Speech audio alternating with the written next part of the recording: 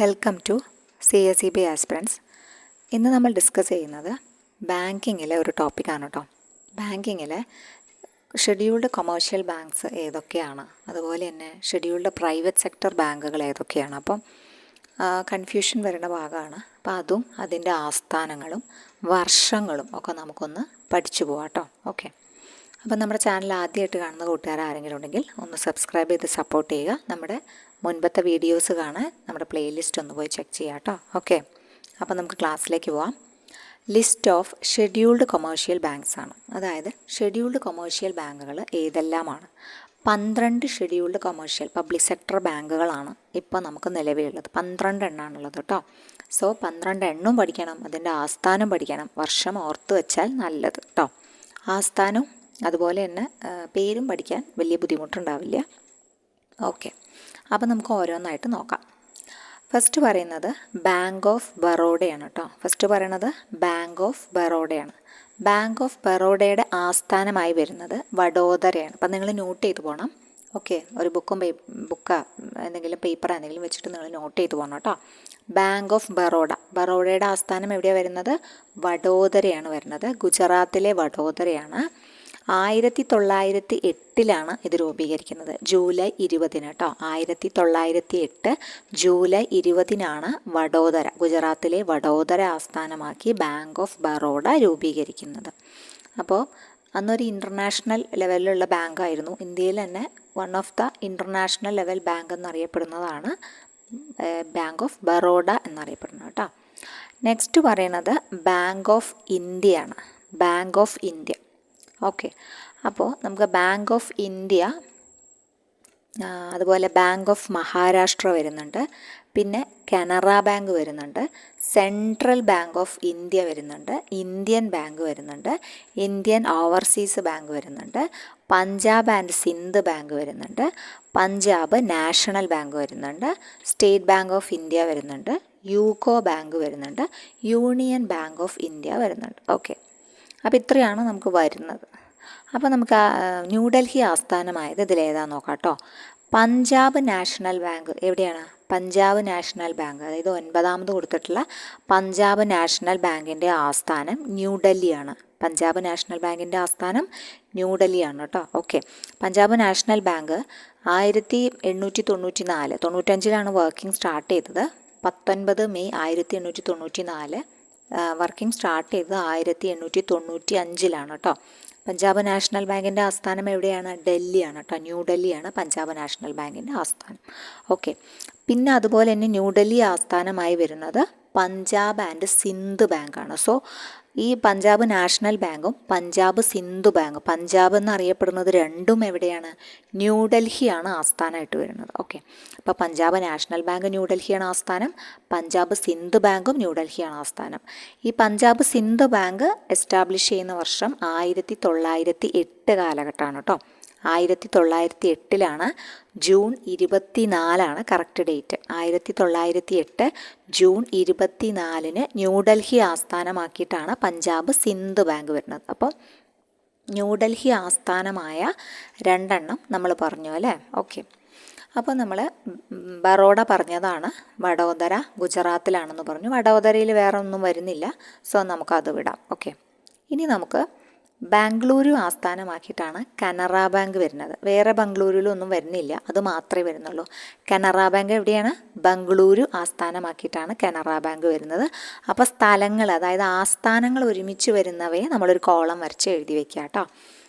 Canara bank Bengaluru ആണ്. 1906 ഏത് bank രൂപീകരിക്കുന്നത്? കനറ ബാങ്ക് രൂപീകരിക്കുന്നത്.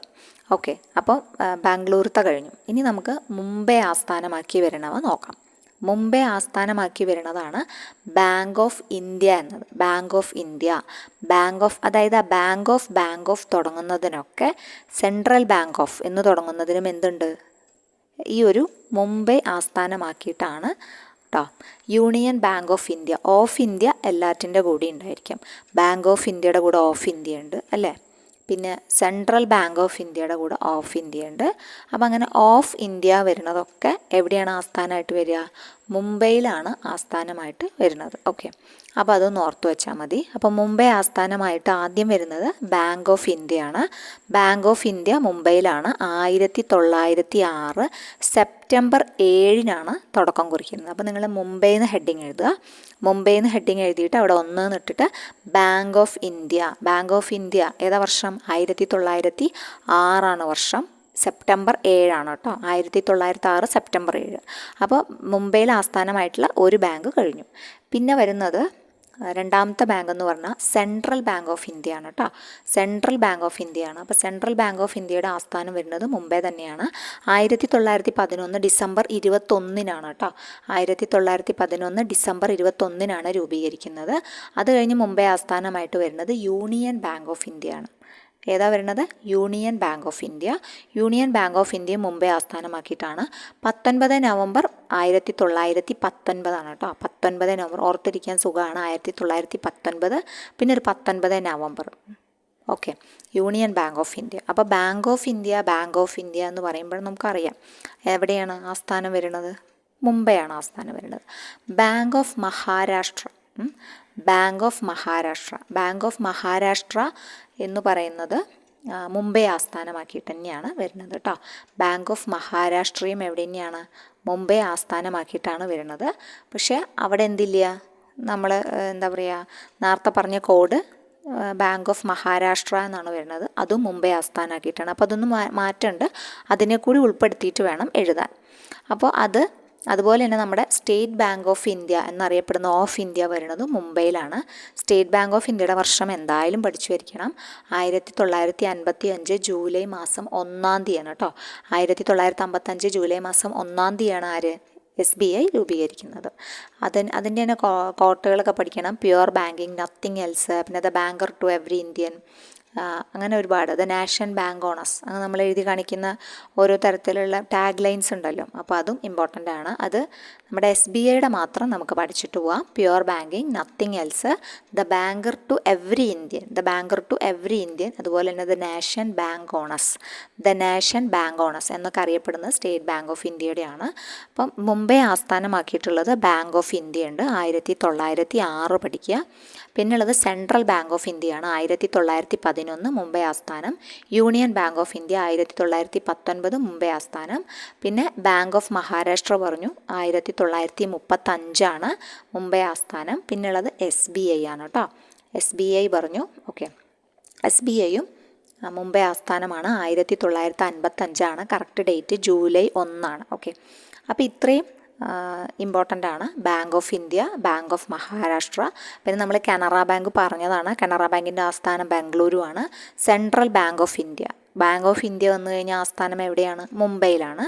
ഓക്കെ, പിന്നെ നമ്മൾ ഇനി ഇതിൽ നോക്കാത്ത ഭാഗം, അതായത് പഞ്ചാബ് സിന്ധും പഞ്ചാബ് നാഷണൽ ബാങ്കും നമ്മൾ പറഞ്ഞു. ഓക്കെ, അത് നമ്മൾ പറഞ്ഞതാണ്. ന്യൂഡൽഹിയാണ് അവരുടെ ആസ്ഥാനം വരുന്നത്. പിന്നെ ഇതിൽ നോക്കാത്തത് 6 വരുന്ന ഇന്ത്യൻ ബാങ്കാണ് കേട്ടോ. Indian bank Chennai ആസ്ഥാനമാക്കിയിട്ടാണ്.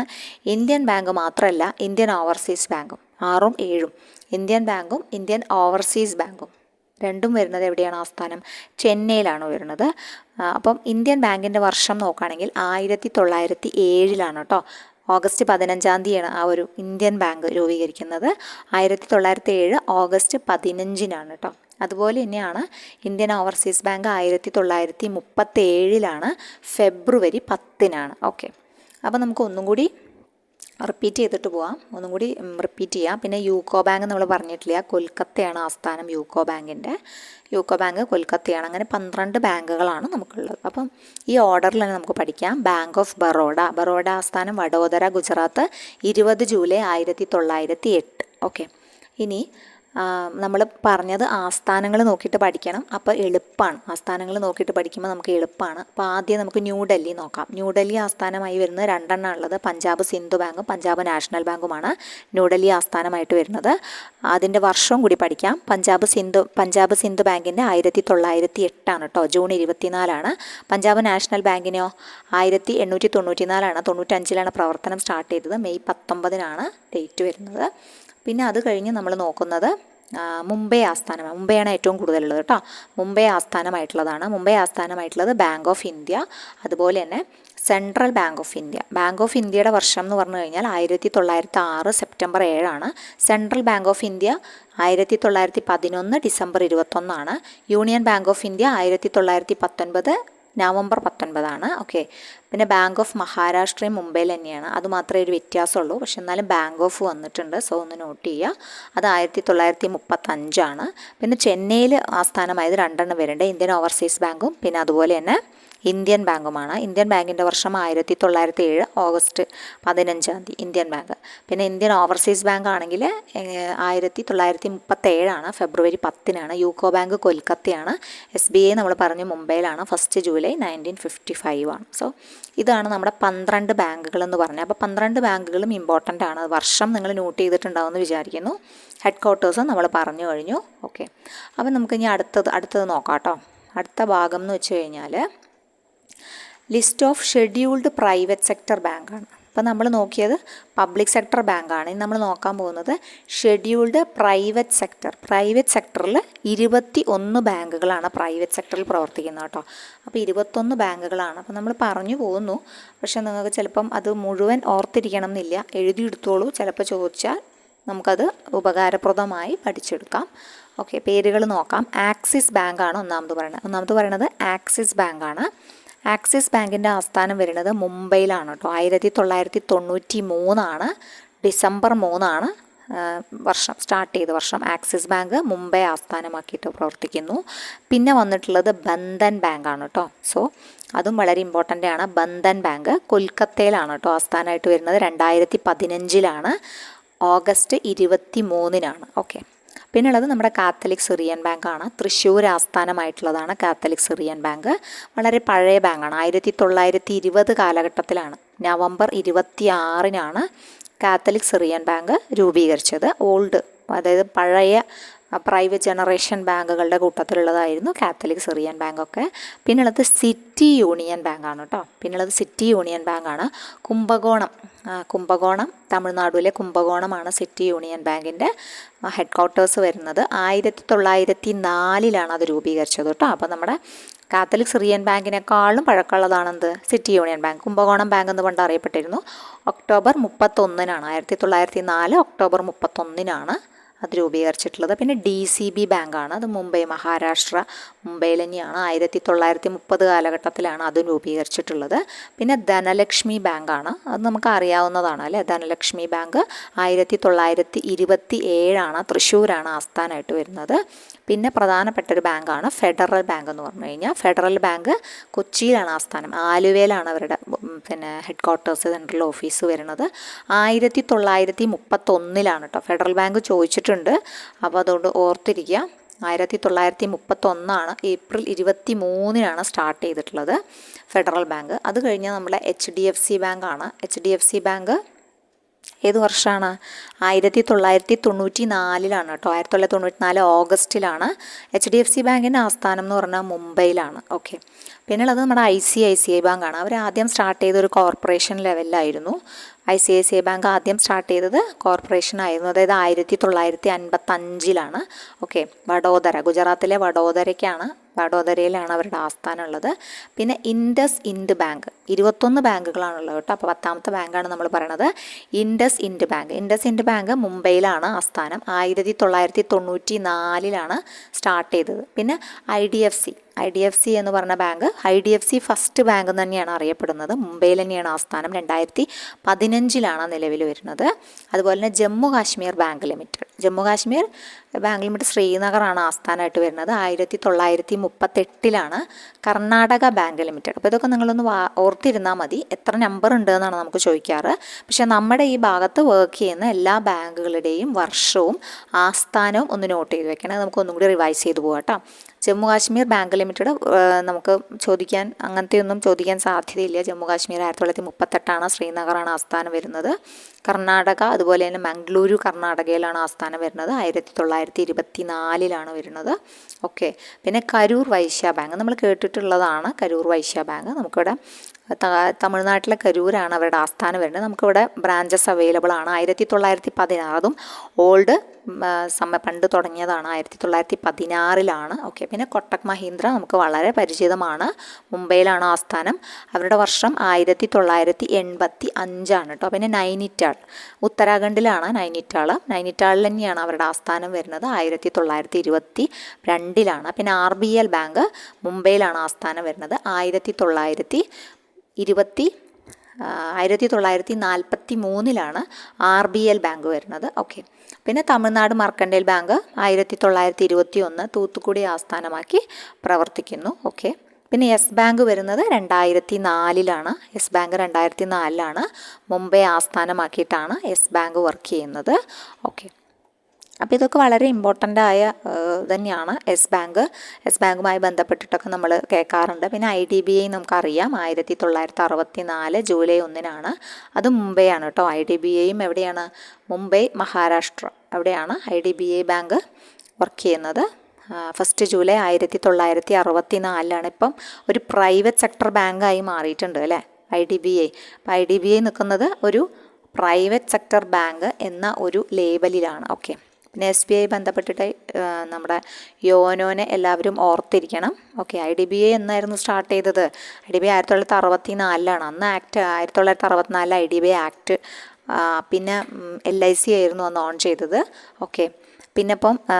പിന്നെ ഒരു എന്താ പറയുക, ഡെവലപ്മെൻറ്റ് ഫിനാൻഷ്യൽ ഇൻസ്റ്റിറ്റ്യൂഷനായിട്ടാണ് ഈ IDBI വർക്ക് ചെയ്തിരുന്നത് 1964 അല്ലേ. പക്ഷേ 2004 ഈ IDBI എന്തായത്, ഷെഡ്യൂൾഡ് ബാങ്കായിട്ട് ട്രാൻസ്ഫർ ചെയ്തത് കേട്ടോ. അവർ പിന്നെ ഷെഡ്യൂൾഡ് ബാങ്കായിട്ട് മാറിയത്, അതായത് പ്രൈവറ്റ് ഷെഡ്യൂൾഡ് ബാങ്കായിട്ട് മാറിയത് 2004 കേട്ടോ. പിന്നെ വീണ്ടും RBI അതിനെ ആദ്യം ഷെഡ്യൂൾഡ് ബാങ്ക് ആക്കി 2004, പിന്നെ RBI വീണ്ടും അതിനെ പ്രൈവറ്റ് ബാങ്ക് ആക്കി 2019. അപ്പോൾ സത്യം പറഞ്ഞാൽ 3 രൂപ ഉണ്ട് അവർക്ക്. ആദ്യം അവർ ഡെവലപ്മെൻറ്റൽ ഫിനാൻഷ്യൽ ഇൻസ്റ്റിറ്റ്യൂഷനായിട്ട് സ്റ്റാർട്ട് ചെയ്തു IDBI കേട്ടോ. IDBIയുടെ ആസ്ഥാനം എവിടെയാണ്? മുംബൈ ആണ് കേട്ടോ. ഏത് വർഷമായിരുന്നു? 1 ജൂലൈ 1964 IDBI ആക്ട് വെച്ചിട്ട് അന്ന് LIC ആണ് ഓൺ ചെയ്തിരുന്നത്. 1964 സ്റ്റാർട്ട് ചെയ്തു. അന്ന് അതൊരു ഡെവലപ്മെൻറ്റൽ ഫിനാൻഷ്യൽ ഇൻസ്റ്റിറ്റ്യൂഷൻ ആയിരുന്നു. ശരിക്കും 3 സ്റ്റേജാണ് അവർക്കുള്ളത്. പിന്നെ IDBI ഷെഡ്യൂൾഡ് ബാങ്കായി മാറി 2004 കാലഘട്ടത്തിൽ. എന്നാൽ പിന്നെയും 2019 ആയപ്പം അവർ വീണ്ടും എന്തായി, അവർ റീകോൺസ്റ്റിറ്റ്യൂട്ട് ചെയ്ത് ഒരു പ്രൈവറ്റ് ബാങ്കാക്കി. അപ്പോൾ ഇപ്പോൾ പ്രൈവറ്റ് ബാങ്കുകളുടെ കൂട്ടത്തിൽ ആരുണ്ട്? നമ്മുടെ IDBI ലിമിറ്റഡ് ഉണ്ട് കേട്ടോ. IDBI ബാങ്ക് ലിമിറ്റഡ് ഉണ്ട്. സോ ഇപ്പം ഡെവലപ്മെൻറ്റ് ബാങ്കുകളുടെ ഒരു ലീഡറായിട്ടാണ് അവർ വർക്ക് ചെയ്യുന്നത്. ഇപ്പോൾ ഒരു ഫുൾ ഫ്ലഡ്ജഡ് കൊമേഴ്ഷ്യൽ ബാങ്കായി മാറി അല്ലേ. ഇപ്പോൾ IDBI ആരാണ്? ഒരു ഫുൾ ഫ്ലഡ്ജഡ് കൊമേഴ്ഷ്യൽ ബാങ്കാണ്. ആരാണ് ഓൺ ചെയ്യുന്നത്? Owned by LIC. Okay. Development assistance കൊടുക്കുന്നുണ്ട്. ഓക്കെ. അപ്പോൾ അതാണ് നമുക്ക് പെട്ടെന്ന് IDBIനെ കുറിച്ച് പറയാനുള്ളത് കേട്ടോ. അപ്പോൾ 21 ബാങ്കുകൾ നമ്മൾ പറഞ്ഞു കഴിഞ്ഞു. അപ്പോൾ നമുക്ക് ഇമ്പോർട്ടൻ്റ് ആയിട്ട് നമ്മുടെ നാട്ടിൽ വർക്ക് ചെയ്യുന്നതും അങ്ങനെ കേട്ടുപരിചയമുള്ള ബാങ്കുകളൊക്കെ നിങ്ങളൊന്ന് നോട്ട് ചെയ്ത് വെക്കുക കേട്ടോ. ഓക്കെ. അത്രേ വേണ്ടൂ. അല്ലാതെ 21 ബാങ്കുകളുടെയും ആസ്ഥാനവും വർഷവും പഠിക്കൽ എളുപ്പമല്ല. നിങ്ങൾക്ക് ഇമ്പോർട്ടൻ്റ് എന്ന് തോന്നുന്നതെല്ലാം എന്ത് ചെയ്യുക, എല്ലാം കുറിച്ചെടുക്കുക. 21 നിങ്ങൾ എഴുതി കറക്റ്റായിട്ട് കുറിച്ചെടുക്കുക. അതിന് ശേഷം എന്ത് ചെയ്യാൻ പറ്റുക, ഇമ്പോർട്ടൻ്റ് ആയതൊക്കെ നിങ്ങൾ പഠിച്ച് പോവുക കേട്ടോ. ഓക്കെ. ഇനി നമുക്ക് അടുത്തത് നോക്കാൻ പോകുന്നത് സ്മോൾ ഫിനാൻസ് ബാങ്കുകളെ കുറിച്ചിട്ടാണ്. ഓക്കെ. അപ്പോൾ അതും വളരെ ഇമ്പോർട്ടൻ്റ് ആണ്. സ്മോൾ ഫിനാൻസ് ബാങ്കുകളെ കുറിച്ച് നമുക്ക് അറിയണം, അല്ലെ, കൂടുതൽ പഠിക്കണം. അപ്പോൾ അതുകൊണ്ട് തന്നെ സ്മോൾ ഫിനാൻസ് ബാങ്കുകൾ ഏതെല്ലാമാണ് ഉള്ളത്, നമുക്ക് വർക്ക് ചെയ്യുന്നത്, സ്മോൾ ഫിനാൻസ് ബാങ്കുകൾ ഏതൊക്കെയാണ് വർക്ക് ചെയ്യുന്നത്, അപ്പോൾ അതുമായി ബന്ധപ്പെട്ട കാര്യങ്ങളൊക്കെ ഒന്ന് നമുക്ക് നോക്കിയിട്ട് പോകാം കേട്ടോ. ആ സ്മോൾ ഫിനാൻസ് ബാങ്കുകൾ എന്താണ്, അതല്ല നമ്മൾ നോക്കുന്നത്. നമ്മളിപ്പോൾ അവരുടെ വർഷങ്ങളും കാര്യങ്ങളുമാണ് നോക്കുന്നത്, സ്മോൾ ഫിനാൻസ് ബാങ്കുമായി ബന്ധപ്പെട്ടിട്ടുള്ള വർഷങ്ങൾ കേട്ടോ.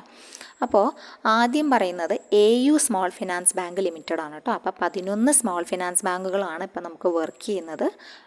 അപ്പോൾ നോക്കാം. AU സ്മോൾ ഫിനാൻസ് ബാങ്കാണ്. അപ്പോൾ AU small finance bank start ചെയ്തത് 1996 ജയ്പൂരിൽ. അപ്പോൾ അന്ന് അത് സ്മോൾ ഫിനാൻസ് ബാങ്കൊന്നും ആയിരുന്നില്ല. പിന്നെ ഒരു ഫുൾ ഫ്ലെഡ്ജഡ് ആയിട്ടുള്ള ഒരു സ്മോൾ ഫിനാൻസ് ബാങ്ക് ആക്കി അവർ പിന്നെ ലൈസൻസൊക്കെ അപ്ലൈ ചെയ്തിട്ട് 2017 കേട്ടോ. ഏപ്രിൽ 19 അവർക്ക് എന്ത് ചെയ്ത്, ഈ AU സ്മോൾ ഫിനാൻസ് ബാങ്കിന് ഈ ഒരു ഫുൾ ഫ്ലെഡ്ജഡ് ആയിട്ടുള്ള സ്മോൾ ഫിനാൻസ് ബാങ്ക് എന്ന ഒരു രൂപം കൈവരുന്നത് കേട്ടോ. ഓക്കെ. അപ്പോൾ അത് വളരെ ഇമ്പോർട്ടൻ്റ് ആണ്. കാരണം ഇതൊരു ഫസ്റ്റ് ലോക്കൽ ഏരിയ ബാങ്കാണ് ടു ബി കൺവേർട്ടഡ്. ആദ്യം അതൊരു ലോക്കൽ ഏരിയ ബാങ്ക് ആയിരുന്നു, എന്നിട്ട് പിന്നെ അത് കൺവേർട്ട് ചെയ്തു എവിടേക്ക്, സ്മോൾ ഫിനാൻസിങ് ബാങ്കിൽ. അങ്ങനെ വന്നൊരു first local area bank to be converted into small finance bank എന്ന് പറയുന്നത് AU small finance bank limited ആണ്. ഹെഡ് ക്വാർട്ടേഴ്സ് വരുന്നത് പഞ്ചാബിലെ ജലന്ധറിലാണെന്ന് ഓർക്കുക കേട്ടോ. പഞ്ചാബിലെ ജലന്ധറിലാണ്. ഓക്കെ, അത്രയാണ് ഇതുമായി ബന്ധപ്പെട്ട് നമുക്ക് AUമായി ബന്ധപ്പെട്ട് നോക്കാനുള്ളത്. പിന്നെ അടുത്ത് നോക്കുന്നത് ക്യാപിറ്റൽ സ്മോൾ ഫിനാൻസ് ബാങ്ക് ആണ് കേട്ടോ. Okay, capital small finance bank. Okay, AU small finance bank ജയ്പൂരാണ് ആസ്ഥാനം വരുന്നത് കേട്ടോ. സോറി, മിസ്റ്റേക്കാണ്. ക്യാപിറ്റലാണ് കൂട്ടി പറഞ്ഞത്, ജലന്ധർ. പഞ്ചാബ് ജലന്ധർ എവിടെയാണ്? ക്യാപിറ്റലാണ് കേട്ടോ. First local area bank to be converted into small finance bank വരുന്നത് ഏതാണ്? ക്യാപിറ്റലാണ്. അത് ചോദിച്ചിട്ടുള്ള ക്വസ്റ്റ്യനാണ് കേട്ടോ. AUവിന് പ്രത്യേകിച്ച് വിശേഷണങ്ങളൊന്നുമില്ല. ഫുൾ ഫ്ലെഡ്ജഡ് ആയത് 2017 മാത്രം പഠിച്ചാൽ മതി. ജയ്പൂർ അതുപോലെ തന്നെ 1996 സ്റ്റാർട്ട് ചെയ്തു. AUവിനെ കുറിച്ച് അത്ര മാത്രമേ ഉള്ളൂ. ഇത്രയും കൂടി ഇമ്പോർട്ടൻ്റ് ആയിട്ട് വരുന്നത് ക്യാപിറ്റലാണ് കേട്ടോ. ക്യാപിറ്റൽ സ്മോൾ ഫിനാൻസ് ബാങ്ക് 2000 ഉണ്ട്, വർക്ക് ചെയ്യുന്നുണ്ട്. അന്ന് അത് ആരായിരുന്നു? ഫസ്റ്റ് ലോക്കൽ ഏരിയ ബാങ്ക് ആയിരുന്നു കേട്ടോ. ക്യാപിറ്റൽ സ്മോൾ ഫിനാൻസ് ബാങ്ക് ആദ്യം വർക്ക് ചെയ്തത് ലോക്കൽ ഏരിയ ബാങ്ക് ആയിട്ടായിരുന്നു 2000. എന്നിട്ട് പിന്നെ അതെന്തായി? ഏപ്രിൽ 2016 നമ്മുടെ സ്മോൾ ഫിനാൻസ് ബാങ്കിൻ്റെ ഒരു കാറ്റഗറിയിലേക്ക് മാറുകയാണ് കേട്ടോ. അപ്പോൾ അതാണ് നമ്മൾ പറഞ്ഞത് it was the first local area bank to be converted to small finance bank എന്ന് പറയുന്നത്. നമ്മൾ എഴുതിയപ്പം ഒരുമിച്ച് ഇങ്ങനെ എഴുതി വെച്ചോടത്തുനിന്നാണ് ഞാൻ വായിക്കുന്നത്. അപ്പോൾ അത് അങ്ങോട്ടും ഇങ്ങോട്ടും മാറിപ്പോയതാണ് കേട്ടോ. ഹെഡ് ക്വാർട്ടേഴ്സ് ക്ഷമിക്കുക, ഹെഡ് ക്വാർട്ടേഴ്സ് ജലന്ധർ പഞ്ചാബാണ്. AUവിൻ്റെ ഹെഡ് ക്വാർട്ടേഴ്സ് എവിടെയായിരുന്നു? ജയ്പൂരാണ് കേട്ടോ. AUവിൻ്റെ വർഷം 1996, ക്യാപിറ്റലിൻ്റെ വർഷം 2000. 2016 അവർ ആരാവുന്നത്? സ്മോൾ ഫിനാൻസ് ബാങ്ക് ആവുന്നത്. അവരുടെ ഹെഡ് ക്വാർട്ടേഴ്സ് ഏതാണ്? ജലന്ധർ പഞ്ചാബ്. ക്യാപിറ്റൽ ചോദിച്ചിട്ടുണ്ട് കേട്ടോ. First local area bank to be converted to small finance bank capital ചോദിച്ചിട്ടുണ്ട്. ഒരു പ്രീവിയസ് ആയിട്ടുള്ള ക്വസ്റ്റ്യൻ ആണ്. ഇനി നമ്മൾ നോക്കാൻ പോകുന്നത് ഇക്വിറ്റാസ് ആണ് കേട്ടോ. ഇക്വിറ്റാസ് മദ്രാസിലാണ് ആസ്ഥാനമായിട്ട് വരുന്നത്. അത് ജസ്റ്റ് നോട്ട് ചെയ്ത് വെച്ചാൽ മതി കേട്ടോ. ജൂൺ 21, 1993. ഇനി നമുക്ക് ഇമ്പോർട്ടൻ്റ് ആയിട്ടുള്ളത് നമ്മുടെ ഇസാഫാണ്, നമ്മുടെ സ്വന്തം ഇസാഫാണ്. സോ ഇസാഫൊക്കെ നമ്മൾ പഠിച്ചിരിക്കണം അല്ലേ. ക്യാപിറ്റൽ ഇമ്പോർട്ടൻ്റ് ആണ്, അതുപോലെ തന്നെ ഇസാഫ് ഇമ്പോർട്ടൻ്റ് ആണ് കേട്ടോ. അപ്പോൾ ഇസാഫിനെ കുറിച്ചിട്ട് പണ്ടൊരു NGO, അതായത് NGO ആയിട്ടാണ് 1992 മാർച്ച് 11 സ്റ്റാർട്ട് ചെയ്തത് കേട്ടോ. എന്നായിരുന്നു 1992 മാർച്ച് 11 ഒരു NGO ആയിട്ടായിരുന്നു ഇസാഫ് സ്റ്റാർട്ട് ചെയ്ത്. ഇവാഞ്ചലിക്കൽ സോഷ്യൽ ആക്ഷൻ ഫോറം എന്നതായിരുന്നു അവരുടെ ഫുൾ നെയിം. ഈ ഇസാഫിൻ്റെ ഫുൾ നെയിം എന്തായിരുന്നു?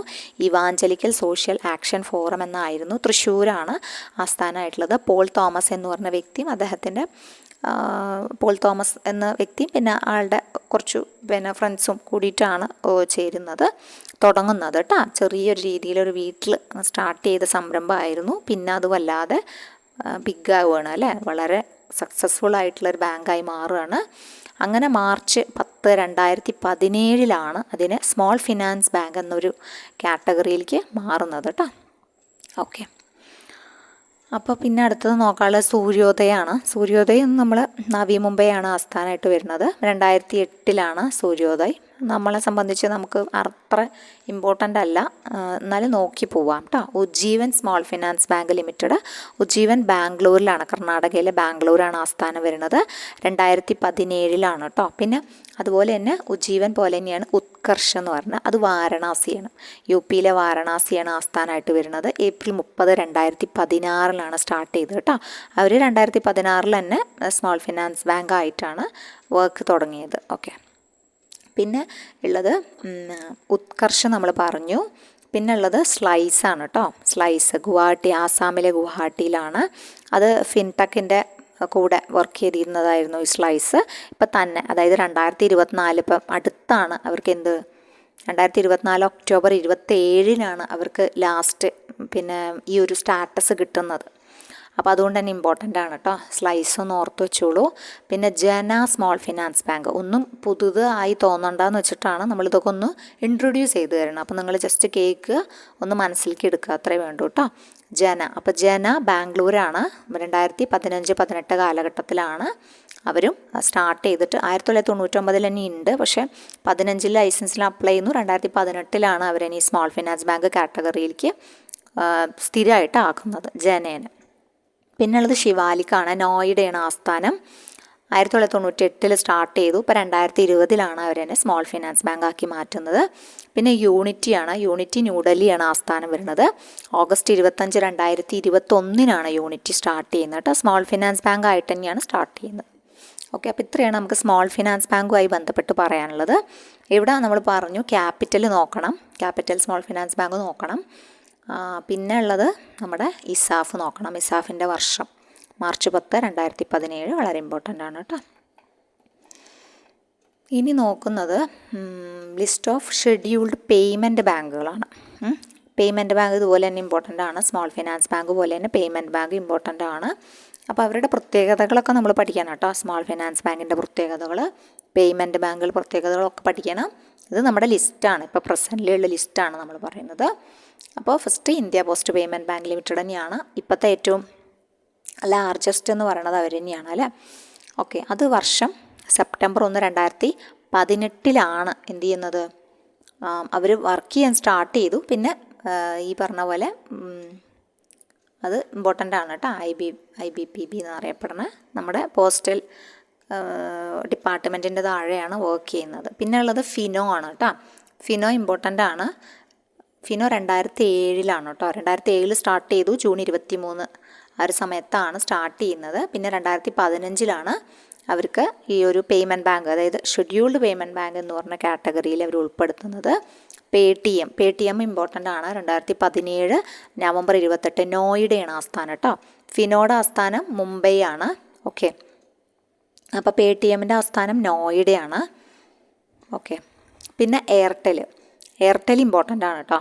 എയർടെലും വളരെ ഇമ്പോർട്ടൻ്റ് ആണ്. ജനുവരി 2017 അവർക്ക് ഈ സ്റ്റാറ്റസ് കിട്ടുന്നത്. എയർടെലിൻ്റെ ആസ്ഥാനം ന്യൂഡൽഹിയാണ്. ആദ്യത്തെ പേയ്മെൻറ്റ് ബാങ്ക് എന്ന് പറയുന്നത് എയർടെലാണ് കേട്ടോ. പക്ഷേ ഇപ്പോൾ ലാർജസ്റ്റ് എന്ന് പറയുന്നത് പിന്നെ IBP തുടങ്ങിയതിന് ശേഷം അതായി മാറി. ആദ്യത്തെ എന്ന് പറയുന്നത് എയർടെലായിരുന്നു. ആദ്യം ഭാരതിയും അതുപോലെ കൊട്ടക് മഹീന്ദ്രയും കൂടി ചേർന്ന് പാർട്ട്ണർഷിപ്പിലായിരുന്നു ഇവർ വർക്ക് ചെയ്തിരുന്നത് കേട്ടോ. എയർടെൽ പേയ്മെൻറ്റ് ബാങ്ക് വർക്ക് ചെയ്തിരുന്നു. പിന്നെ ഇപ്പോൾ പുത്തനായിട്ടുള്ളൊരു അപ്ഡേറ്റ് എന്ന് പറഞ്ഞു കഴിഞ്ഞാൽ നമ്മുടെ ജിയോ പേയ്മെൻറ്റ് ബാങ്കാണ് കേട്ടോ. ജിയോ പേയ്മെൻറ്റ് ബാങ്കിന് 2025 ജൂൺ 4 ഈ ഒരു സ്റ്റാറ്റസ് കിട്ടി. ഓക്കെ, അപ്പോൾ ഈ സ്റ്റാറ്റസ് കിട്ടിയ ബാങ്ക് ഏതാണെന്ന് ചോദിച്ചു കഴിഞ്ഞാൽ ജിയോ പേയ്മെൻറ്റ് ബാങ്ക്. ഏത് സ്റ്റാറ്റസ്? ഷെഡ്യൂൾഡ് പേയ്മെൻറ്റ് ബാങ്കുകൾ. പക്ഷേ നമ്മുടെ ലിസ്റ്റിൽ ഉൾപ്പെടുത്തിയിട്ടില്ല, ഇത് മുമ്പത്തെ ലിസ്റ്റാണ്.